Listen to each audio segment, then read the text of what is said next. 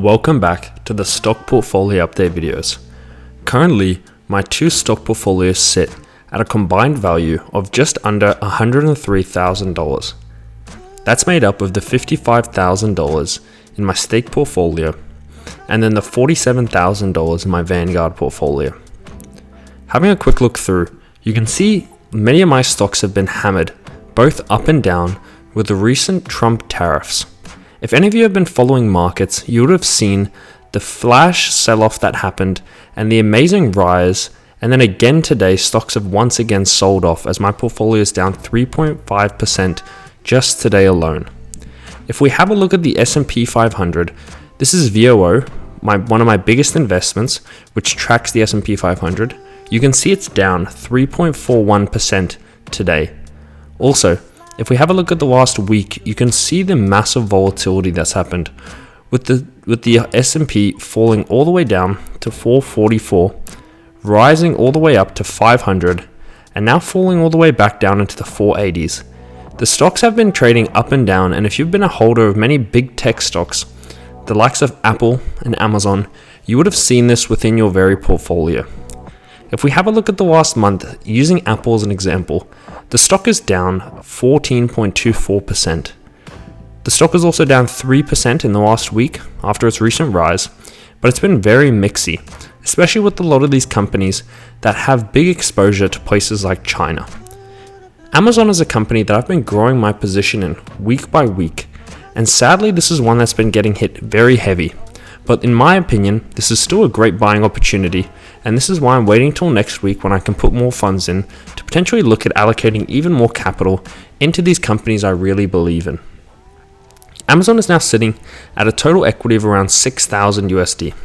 I have nearly 33 shares, and I'm down 7.64% with this recent market pullback. Amazon stock was trading as high as you can see here in the 200s, and if we go even further back, the stock was as high as $240 a share. Nothing material has changed in Amazon's business. Obviously, they're affected by these tariffs. There has been this 90-day pause announced, but this can still affect Amazon going forward. Overall, I still think it's a great company and where I might be putting my money going forward. Many other companies such as Google have also been recently really heavily hit.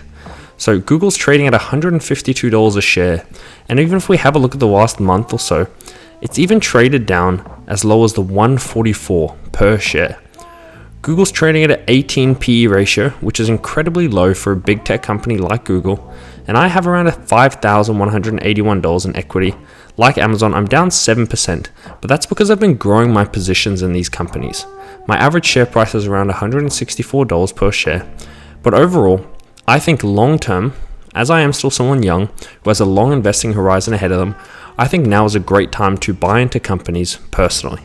So if you have a look back at the last 5 years, 2022 is when I did a lot of buying of companies, and that's really when my stock portfolio did well. Google wasn't one of them, but I'm just using it as an example. The overall market got hit really hard in 2022. But because of that downturn in 2022, and when I allowed myself to build these positions I believed in, it allowed for 23 and 24 to be great years for me and my stock portfolio. Looking through many of my other holdings such as Costco have actually been a very interesting one. Because if we have a look in the last month, while many are down, Costco is actually in the green, 3.7%. Overall in the last 6 months, it's still up. It had obviously taken a big hit, falling all the way from $1,076 a share all the way down here to under $900, but it's still something I'm massively in the green with, up 67% or 521 USD, and I did sell some of my Costco, which I am kicking myself for, because it would have been great to keep it there and kind of diversify my portfolio away from just big tech. Overall, many of my other staples are still the same, such as Microsoft. Microsoft has still stayed there. I haven't added to my portfolio position or sold anything. It's just stayed steady. And then, like I mentioned, VOO. But I'll go through my portfolio a bit later and kind of show you how things are broken up. If we have a look at my Vanguard portfolio, we'll start from the top, and you can see I'm meant to be expecting my largest dividend ever. So basically $500 dividend. Again, I'm not a dividend investor, as I always say, but I plan to reinvest this money back into my portfolio so I can have that dividend snowball effect, where over time, all the funds that are gained through the portfolio reinvested back in, and hopefully one day if I do need the dividends, then I can live off that, or I can have it as a second source of income. As you can see, I'm invested into two main ETFs, VLC and VGS. These are a day behind, so these hasn't registered the recent market pullback, but I wouldn't mind if the market stayed down until the middle of next week, when I could allocate even more money. So first one is VLC. So VLC tracks the largest companies in Australia. This is many of the big banks and mining giants. I did sell $4,000 worth of VLC stock and allocated into my VGS position. As you can see, that's sitting at $35,000, so a lot more. Overall, VGS tracks the international shares ETF. Holding more than 1,500 companies across the globe, it is heavily weighted towards the US, but it has other exposures as well. And that hopefully is going to allow me to get better growth compared to just the Australian shares. I can't invest in VOO on this Vanguard account, sadly, else I would, but this is the next best thing that I can find on here. And overall, the good thing about this Vanguard portfolio is it's a lot lower fees, and my plan is just to keep this as a long term. Even if it becomes a retirement account, who knows?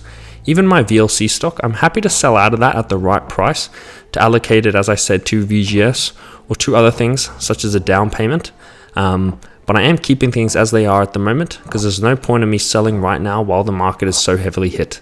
So this is how my Vanguard portfolio is looking, but it will be nice when those dividends hit so I can reinvest it back into this portfolio, hopefully at a good time like now when stocks are down. Overall, I'm not predicting that that was the recent bottom and that things are just going to go up from here. I think there's potential for always volatility in the market. And I think if you're an investor, you have to understand that and embrace that. Like I said, I started back in 2021, so I had a pretty good start, but my portfolio is very small then. When I finally started building my portfolio was 2022.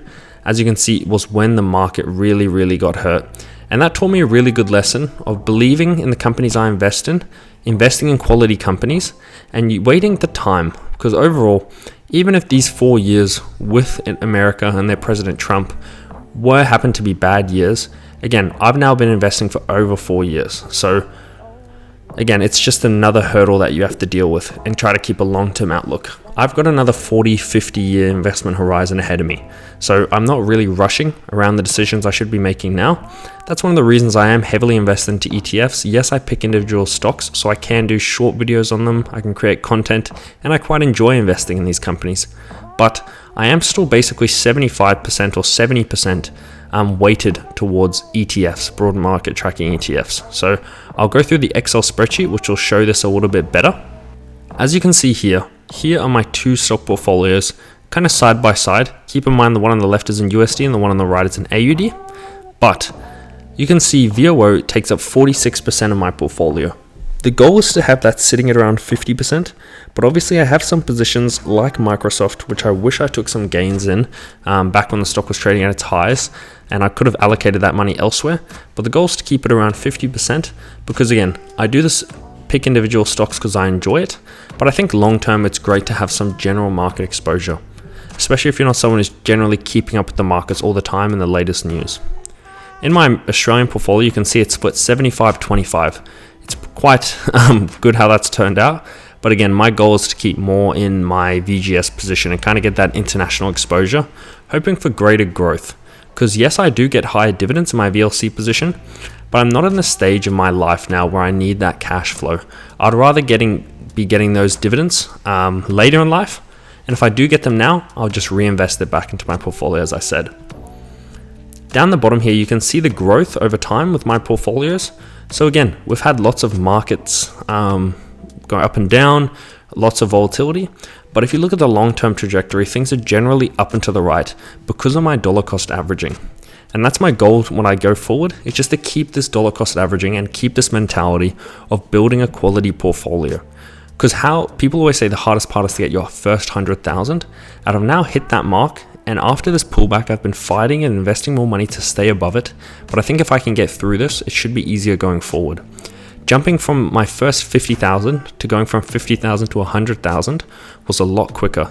So I think my jump next to go from 100,000 to 200,000 again should be quicker and quicker as I continue to earn more in my personal life and I continue to invest more, and hopefully my investments compound, and like the dividends, pay larger dividends because I'm growing my positions. Whilst we speak on dividends, I do track them in here. I track them at the end of every month and update it. So obviously I haven't updated to the new $500 dividend, but over time you can see on here the trajectory of how they've grown in both portfolios, steadily growing over time. And you can see here's my total dividends at the top. I did mention a goal of mine was to hit $2,000 this year, and if I hit it, that's cool. I just wanted to give myself a general goal. As I continue to grow my Vanguard account, that should hopefully hit $50,000 by, if not the end of this month, next month, which will be another big goal to tick off, which will be quite nice. But yeah, last year in terms of dividends, you can see at the bottom, I got 300 basically USD and 837 AUD. But yeah, this year I'll be well on track to beat that because this is what I have so far, not including those dividends I'll be receiving this month.